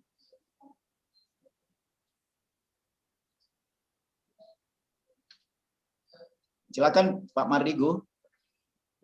Baik, terima kasih. Jadi saya jawab dulu yang terakhir tentang rumah yatim Indonesia. Boleh ya? Ya. Jadi alhamdulillah tahun ini rumah yatim Indonesia berusia sudah 25 tahun per hari ini, dan saat ini kami baru bisa memelihara 9.000 anak di 60 panti kami gitu ya. Masih junior dibandingkan Muhammadiyah. Nawaitunya sebenarnya sederhana. Sewaktu saya berhaji dengan nenek saya dari dua pihak, satu dari ayahnya ibu saya, yang satu adalah ibunya ayah saya, yang satu ibunya ibu saya gitu ya. Dua orang ini saya hajikan tahun 96. Jadi saya mungkin lebih banyak prosesi mengurusi dua nenek saya tadi. Jadi saya cuman yang fardunya aja gitu ya. Nah, suatu hari pada saat mau melempar jumroh gitu ya, itu padat sekali karena waktu melempar jumroh itu kan belum ada, Mina tuh terowongannya belum 2 gitu ya, masih 1 dan padat sekali, dan saya pikir nenek-nenek yang udah 70 tahun lebih ini gimana saya bawanya gitu. Dan saya baca surat, lagi nunggu tuh saya baca Quran surat Al-Kahfi, ada kata-kata rumah yatim itu ada harta di sana gitu. Itu cerita tentang Nabi Musa dan Nabi Khidir, yang Nabi Khidir bilang udah kamu nggak bisa saya lanjutkan, ikut saya, saya membuka rahasianya. Dan ada satu kalimat yang saya stabilo gitu ya, di rumah yatim itu ada harta gitu. Terus saya niat, ya sudah, salah satu toko saya mau jadikan rumah yatim, saya bilang kayak gitu. Begitu niat begitu, entah bagaimana saya bilang ke nenek saya, Mbah, yuk kita jumroh gitu. Alhamdulillah kita bisa sampai pinggir tempat jumroh, kita Bismillah, Allahu Akbar, kita lakukan, pulang kayak sepi aja. Terus orang-orang bilang, nggak apa-apa Mbah, macet gitu. Nggak kok, kita bilang kita bisa gitu. Orang-orang pada kesana ternyata tetap rame gitu ya. Nah, itu saya kayak apa ya, kayak dibayar tunai gitu ya doa kita. Nah, pulangnya salah satu toko saya jadikan rumah yatim itu di Jati Bening. Kemudian ya total udah 25 tahun, total di mana-mana ada rumah yatim, zakatnya dan lain sebagainya. Ya, alhamdulillah, ini aja sebagian dari kontribusi saya di bidang sosial mungkin ya. Dan itu masih banyak saya harus belajar dari Muhammadiyah bagaimana membuat menjadi skala nasional gitu ya. Nggak gampang miara 9.000 anak, karena satu bulan overheadnya hampir 4-5 miliar untuk makan. Karena itu kita di Rumah Yatim Indonesia ini dananya bukan seperti di Basnas atau di Rumah Zakat dan lain sebagainya yang hartanya menumpuk, karena kami habis dapat pun berapapun ya kami habiskan, jadi rekening selalu nol di akhir bulan gitu ya. Ya itu sedikit perjalanan sosial kali ya dari seorang Sontoloyo ini. Ke depan ya saya mungkin bisa berjoin tangan dengan Muhammadiyah dari sisi sosialnya. Kalau dari sisi ekonomi, saya atau kami di Santara dan di Naran spesialisnya bukan di market. Jadi memang dunia digital itu ada market seperti Tokopedia, Bukalapak, base-nya adalah market. Kemudian ada di manajemen seperti McKinsey, JP Morgan, dan itu adalah kami adalah di funding atau pembiayaan. Kami tidak lending.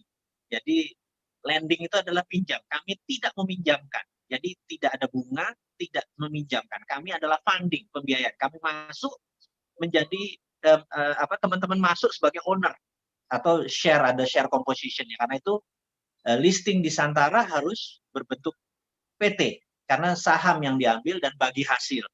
Jadi sekali lagi kita spesialisnya adalah pendanaan, tapi pendanaannya bukan lending, bukan pinjaman, tapi funding, gitu ya. Jadi pembiayaan bukan peminjaman, jadi tanpa bunga. Jadi kita punya instrumen bebas riba atau bebas bunga adalah dengan bagi hasil, yaitu urun dana. Dan saat ini alhamdulillah funding insya Allah tersedia, karena saat ini kita punya client base sampai 350.000. Kami berharap dengan adanya Muhammadiyah bisa menjadi underlaying dari para investor receh yang naruh 1 juta, naruh 200.000, daripada di deposito bunganya juga nggak jelas. Di sini bagi hasil menolong UKM dan dividennya jauh lebih tinggi dari bunga bank, karena UKM itu profitnya bisa 30%, 20% setahun. Bisa dibayangkan kalau teman-teman investnya di sana, tapi receh aja 1 juta, 2 juta, 3 juta gitu ya. Nah ini adalah bottom of pyramid, ini belajar dari kolega Zanya di Venesia gitu. Jadi mudah-mudahan Buya sekilas informasi ini dapat faedah kita hari ini. Oke, terima kasih Pak Mardigu. Silakan Pak Salahuddin. Atau mungkin Pak Riawan Amin. Pak Riawan ada? Pak Riawan? Atau Pak Salahuddin? Pak Salahuddin silakan, tadi tunjuk tangan. Oke, ini ada beberapa yang perlu saya baca juga ini ya. Oh, ini menarik yang hal-hal yang sifatnya tadi, yang Santara tadi Pak. Tapi ini kita ada pertanyaan, tapi ini sifatnya apa ya? Ini sejarah. Kan tadi Pak Mardigu bicara tentang POC misalnya ini. Ini kembali lagi. Tadi sebenarnya peserta pingin yang lebih teknis, tapi ada yang menarik. Assalamualaikum. Saya Salahuddin, Pak. Boleh? Oke, silakan. Ya, salam kenal, Mas Wawi. Saya Salahuddin dari Silicon Valley, California. Saya sempat lihat videonya Mas Wawi tentang blockchain dan cryptocurrency di salah satu proyeknya Mas Wawi. Saya juga kebetulan peminat cryptocurrency dan blockchain. Niat saya yang paling dasar sih tujuannya syar'i dalam konteks bisa melibas riba. Dan syukur-syukur kalau pemerintah memberikan blessing untuk itu. Jadi mohon di-refresh lagi. Dan dalam forum ini saya juga invite teman-teman, sobat-sobat untuk mau bergabung dalam forum ini. Kita sih lebih tertarik dari sisi teknologinya, nggak menyarankan untuk bermain spekulasi dalam trading ya. Itu aja. Salam dari San Francisco. Assalamualaikum. Oke, makasih Pak. Waalaikumsalam. Oke. Kalau boleh, Ya. Mukhar. Ya, silakan Pak. Dicatat Iya, Bu, ya, namanya. silakan. Pak Salahuddin Siapa? dicatat apa ini? Nomor HP-nya. Ya, di chatting Oh Pak ya, Salahuddin. 40. Oh ya, boleh. Di chatting. Dicat Ya, aja, ya. Bro. Oke, sekretariat tolong dicatat ya. Oke, silakan. Buya, ada komentar? Dari Enggak, pengalaman. saya dengar aja dulu. Saya dengar. Lagi asik saya. Assalamualaikum. Ya, silakan. Assalam. Maaf ini mau siap Jumatan di Pekanbaru, Buya, sama Pak Mardigu dan teman-teman. Ya. Sedikit saja, bagaimana aplikasi Dinar bisa kita wujudkan di Muhammadiyah itu segera. Mungkin Pak Mardigu punya proyek Dinaran, mudah-mudahan ini bisa untuk keluarga Muhammadiyah lah, untuk kemudian bisa mewujudkan back to Dinar gitu. Mungkin pendapat Pak Mardigu, mudah-mudahan bisa kita realisasikan. Terima kasih Pak. Oke. Ya. Dinar ini menarik nih, hampir sama juga Pak Salahuddin tadi ya. Dua pertanyaan terakhir cukup menarik. Pak Oke, Salahuddin. menarik ya. Jadi saya 6 tahun di San Francisco, Pak. Jadi saya pikir dengar kata San Francisco tuh kayak rindu sekolah dulu di sana gitu ya. Dan kita cerita tentang blockchain. Jadi asal muasalnya begini, blockchain. Jadi kita tahu di tahun 1964, pemerintah Amerika dengan menyatakan ingin mempunyai komunikasi lain di luar PSTN. Dulu PSTN itu kabel, telepon segala macam gitu pakai PSTN. Dan kemudian selama 5 tahun DoD, Department of Defense-nya Amerika melakukan studi pelajar dan akhirnya di tahun 69 terciptalah yang namanya internet gitu ya. Jadi saat ini internet baru 50 tahun, 51 tahun tepatnya. Nah, jadi siapapun yang menggunakan internet, maka data Anda ada di DoD, Department of Defense-nya Amerika. Itu secara global. Kemudian saya teringat, lompat lagi sebentar di tahun 2000, saya di San Francisco dengan 3 sahabat saya, Mr. F dan Mr. P, dan saya bertiga. Kami waktu itu ada tawaran untuk membeli 21% saham Google sewaktu paket C diluncurkan. Nilainya sekitar 36 juta dolar. Ini tahun 2000 ya. Kami berdebat selama 2 malam di apartemen di San Francisco. Saya bilang, saya masuk. Saya suka Sergey Brin. Saya suka idenya Google dan lain sebagainya gitu ya. Tapi saham saya terkecil. Teman saya yang paling gede ini yang F ini bilang enggak. The end of discussion, the winner is Yahoo. Jadi search engine itu Yahoo the winner. Saya bilang enggak, one day Google is the winner gitu ya. Ini debat gitu aja. Itu terjadi tahun 2000. Intinya akhirnya kita tidak beli. Saya bilang, wah gila nih 36 juta murah nih walaupun saya paling kecil saham.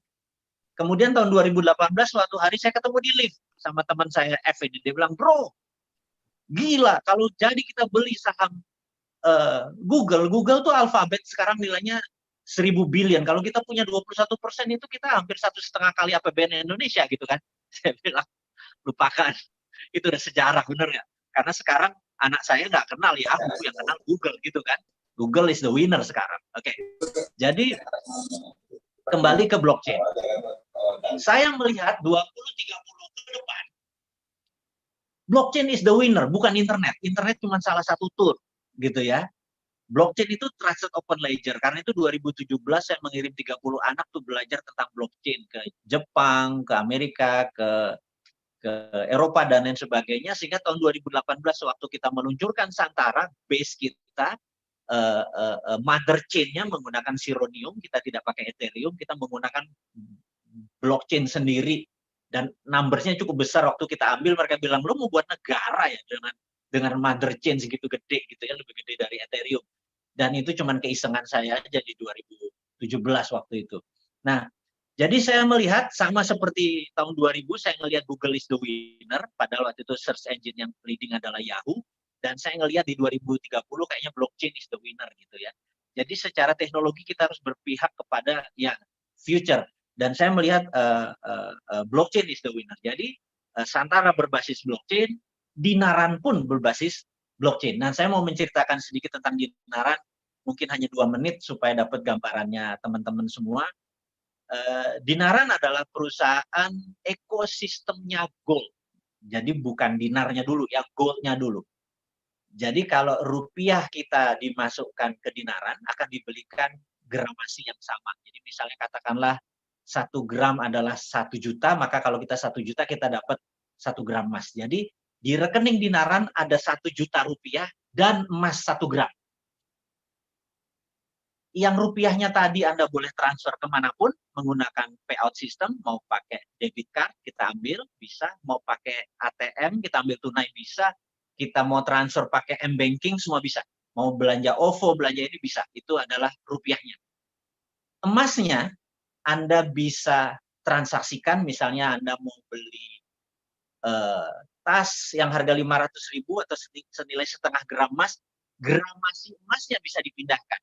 Atau misalnya suatu hari kalau ini udah internasional, Anda pergi ke Paris, Anda lihat Louis Vuitton harganya 3.000 euro, ada gramasinya 40 gram emas, ada rekening Dinaran, ada. Pindahin aja 45 gram emasnya tadi ke rekening dia, tas Louis Vuittonnya Anda bawa pulang. Jadi rupiah adalah nilai transaksi atau alat bayar, tapi emas, gramasi emas adalah alat tukar.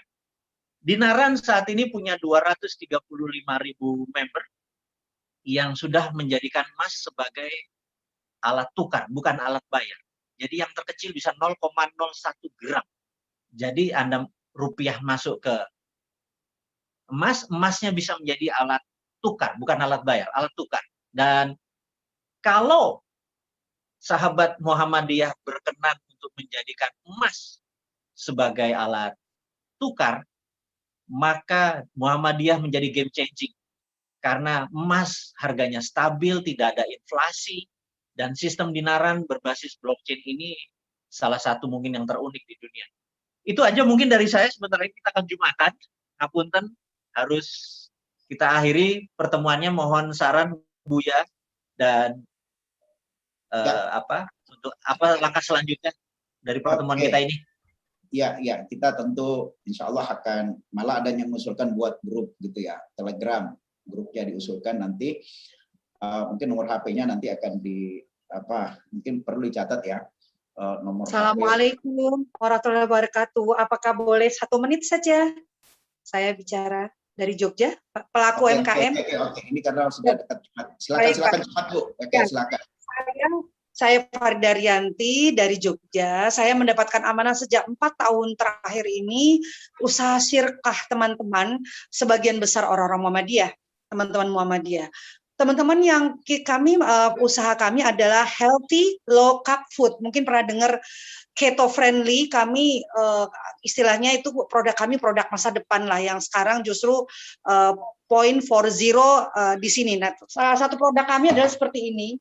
Dan saya ingin menyampaikan bahwa keprihatinan kami adalah usaha jamaah ini adalah pernah kita diskusikan dengan teman-teman Muhammadiyah bahwa mohon maaf kalau menyinggung perasaan Muhammadiyah, bahwa Muhammadiyah memang hebat sekali untuk rumah sakit dan pendidikan, tapi untuk ekonomi nih gitu loh. Dan saya bersyukur bahwa sudah mulai akan ada supermarket Muhammadiyah.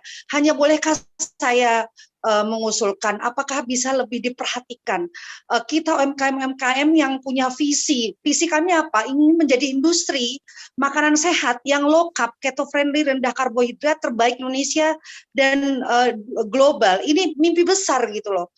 Nah, visi ini butuh tangan-tangan. Seperti misalnya kita butuh agregator atau butuh Muhammadiyah sebagai media untuk bagaimana produk kami bisa sampai ke luar negeri, bisa sampai ke muslim-muslim juga, kemudian kami disupport menjadi inkubator dan sebagainya. Terima kasih, itu yang ingin saya sampaikan. mohon kiranya kami bisa dapat perhatian UMKM seperti ini yang serius untuk menjadi industri punya milik Muslim. Terima kasih. Assalamualaikum warahmatullahi wabarakatuh.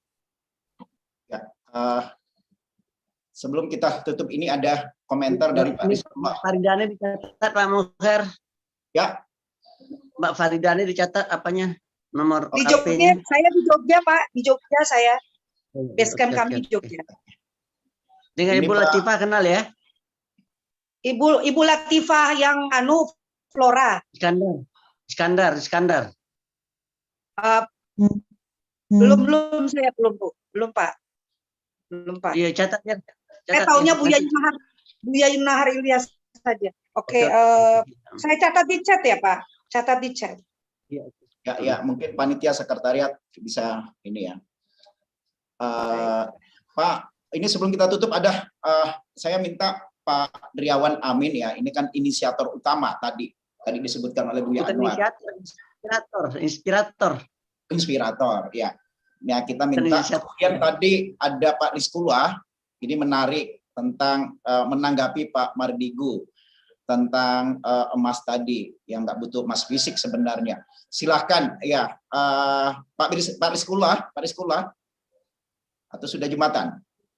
Ada komentarnya di chatting tadi. Oke, nggak ada ya. Oke, Pak Riawan nggak?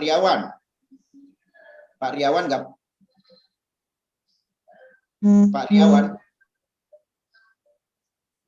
Oke, itu Pak Rizkullah, silakan Pak Rizkullah. Ini masih ada waktu, Pak. Baik, terima kasih. Assalamualaikum warahmatullahi wabarakatuh. Waalaikumsalam. Senang sekali berjumpa dengan Bos Sontoloyo.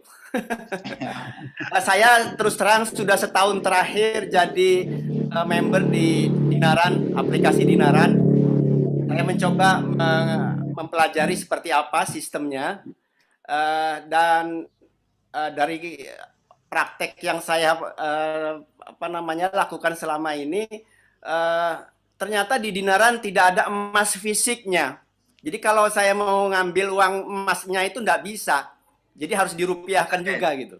Jadi saya yang ingin saya tanyakan, kalau karena ini ada transaksi emasnya, bagaimana sistem ini menyimpan stok fisik emasnya itu?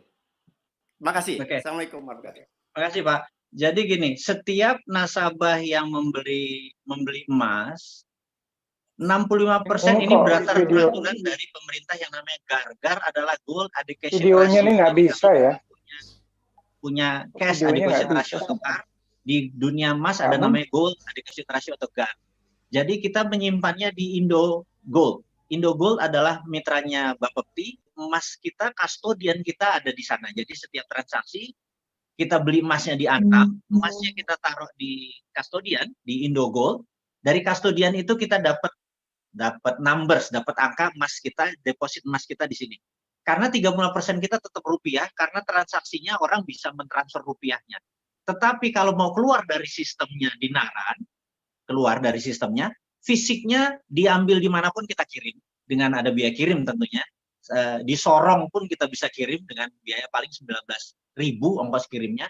Jadi kalau keluar dari sistem, emasnya ditarik keluar, ya sistem di Dinarannya shutdown, berhenti. Tidak bisa transaksi rupiahnya, tidak bisa transaksi goldnya. Jadi berdasarkan peraturan Bapepti, emas kita kastodiannya ada di Indo Gold, gitu ya, member Bapepti, kita member dari ICDX, bursanya, kemudian sistem payment sistemnya kita menggunakan IPMU. Jadi ini hanya sebuah digitalisasi sistem, bukan digitali gold. Goldnya tetap ada, kalau mau transaksi jual beli emas, monggo, beli emas, keluar emas. Tapi sistem digitalnya tidak bisa jalan. Gitu. Kira-kira singkat sederhananya begitu. Kita hanya memodernasikan. Oke, Pak Rizkullah, terima kasih Pak Rizkullah komentarnya. Pak Riawan ini yang terakhir nih. Pak Riawan. Ya, saya bisa kelihatan nggak? Nggak apa-apa. Yang penting suara, Pak. Yang penting suara. Ini terakhir nih.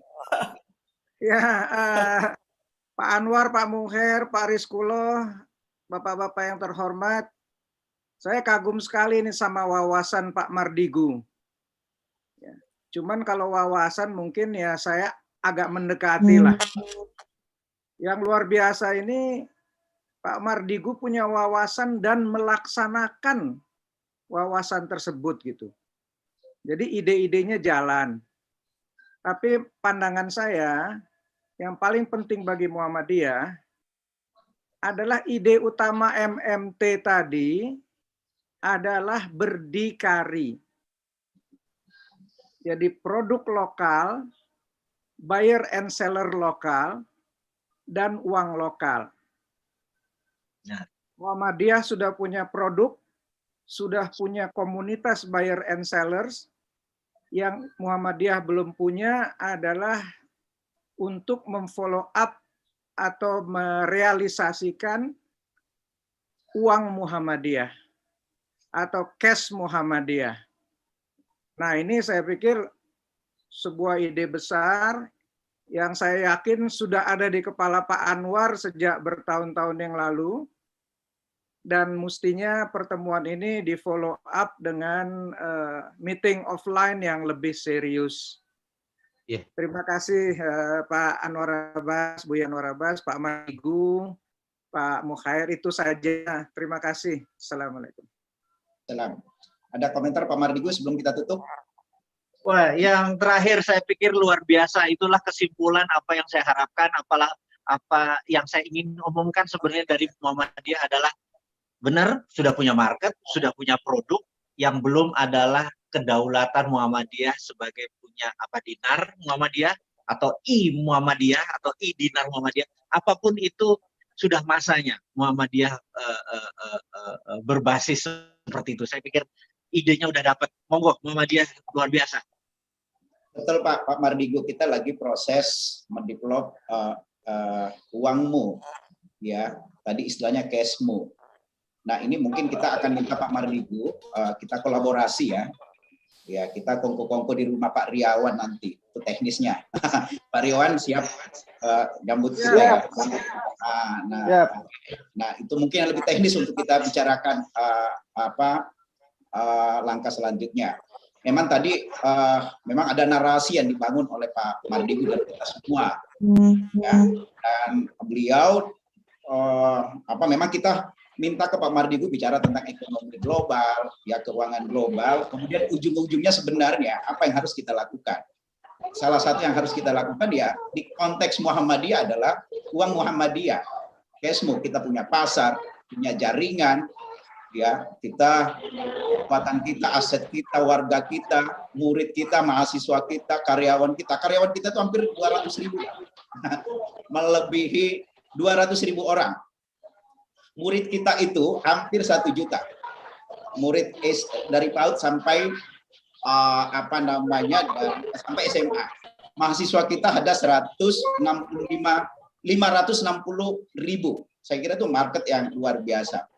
Ya, ini mungkin ya solusinya nanti akan kita bicarakan lebih teknis.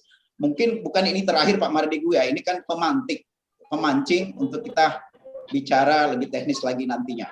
Saya kira Buya ada waktu sedikit atau sekali lagi tutup Buya. Ya, karena Pak Mukher adalah sekretaris ekonomi dan Pak Mukher ngerti ekonomi, Pak Mukher adalah kolumnis, ya Pak Mukher adalah gelandang tengah, ya tidak dilanjut komunikasi kita dengan Pak Mardigu harus dilanjutkan. Itu aja kesimpulan saya. Cuma saya tidak tahu apa Pak Mardigu mau nggak komunikasi ini dilanjutkan. Itu aja pertanyaannya. Mimpi saya jadi keluarga Muhammadiyah, Pak. Ini luar biasa. Saya terus terang bukan main ya. Ya ini kalau seandainya kita berserius-serius dan berjamaah ya rasa-rasanya cita-cita kita akan bisa kita wujudkan. Itu aja kesimpulan saya. Jadi wa'tasimu bihablillahi wala tafarraqu. Berpegang teguhlah kamu pada tali Allah dan berpecah ya. Jadi kalau menurut saya ide-ide yang berserakan-serakan tadi itu ya kita kumpulkan, ya kita susun sehingga menjadi sebuah energi untuk melakukan perubahan. Itu aja.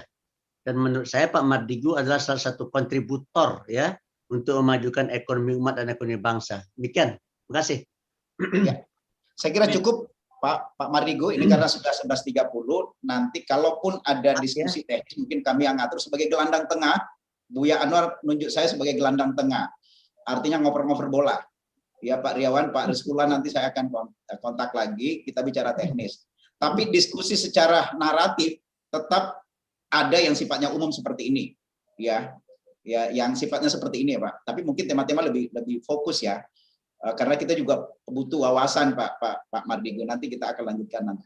Oke, saya kira terima kasih Pak Mardigu, Pak Anwar Abbas, Pak Rizkula, Pak Riawan, kemudian juga ada Prof Bambang Cipto ya, dan bapak-bapak, ibu-ibu ya yang sempat join, dan mohon maaf bagian timur, tengah, dan timur ini sudah Jumatan. Tadi ada yang ngomong gini, ini kan acaranya orang Jakarta atau orang Barat, kok ditempatkan jam 10?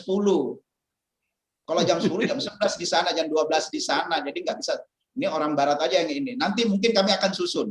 Kami sepakati waktu ini dengan Pak Mardigu, Pak Buya Anwar. Jadi saya nggak tentukan sendiri. Ya, saya akan coba carikan waktu yang tepat, yang tidak mepet seperti ini. Tidak bisa kita korbankan juga kawan-kawan di tengah dan timur.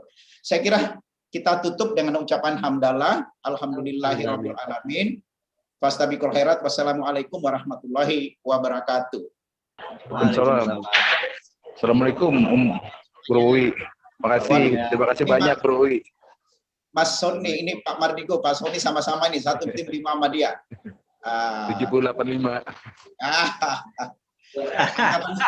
Oke. Bulungan. Ya Bro Wi, thank you banget. Nanti kita coba sambung lagi atau kita ketemuan di Citos kali ya. Insya Allah. Lanjut.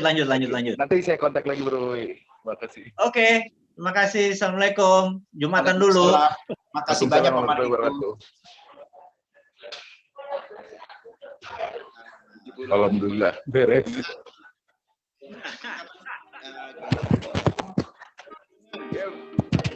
ITB Ahmad Dahlan bersiap menghadapi era new normal.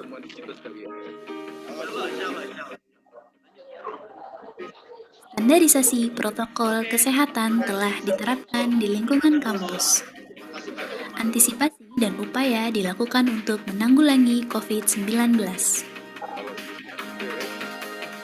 Mulai dari sterilisasi ruangan secara rutin, penggunaan masker, face shield, dan hand sanitizer bagi seluruh karyawan, tenaga pendidik, dan mahasiswa ITB Ahmad Dahlan.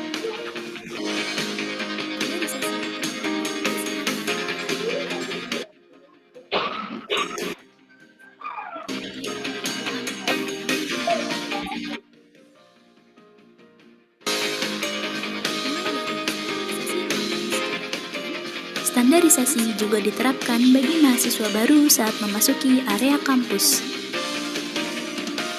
Seluruh tamu dan masyarakat kampus juga diharuskan untuk mematuhi protokol kesehatan yang telah diterapkan. Mulai dari penggunaan masker, melakukan pemeriksaan suhu badan, mencuci tangan dengan menggunakan sabun dan air mengalir, serta menjaga jarak atau physical distancing. Standarisasi juga diterapkan bagi mahasiswa baru saat memasuki area kampus. Sebelum berinteraksi dengan resepsionis, mahasiswa baru juga diharuskan untuk kembali mencuci tangan menggunakan hand sanitizer. Bagi mahasiswa baru yang akan mendaftar di ITB Ahmad Dahlan, Anda juga akan diarahkan untuk melakukan pendaftaran secara online. Seluruh jalur penerimaan mahasiswa baru, mulai dari jalur tes, jalur non-tes, dan jalur prestasi, dilakukan secara online dengan mengunjungi situs www.itb-ad.ac.id.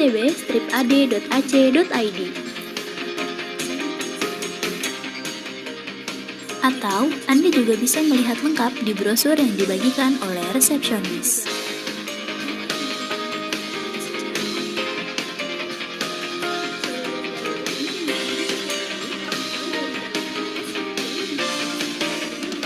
Sementara itu, bagi mahasiswa tingkat akhir, pelayanan prosedur kelulusan juga dilakukan secara online. Hal ini dilakukan untuk mengantisipasi penyebaran COVID-19 serta memutus mata rantai virus corona.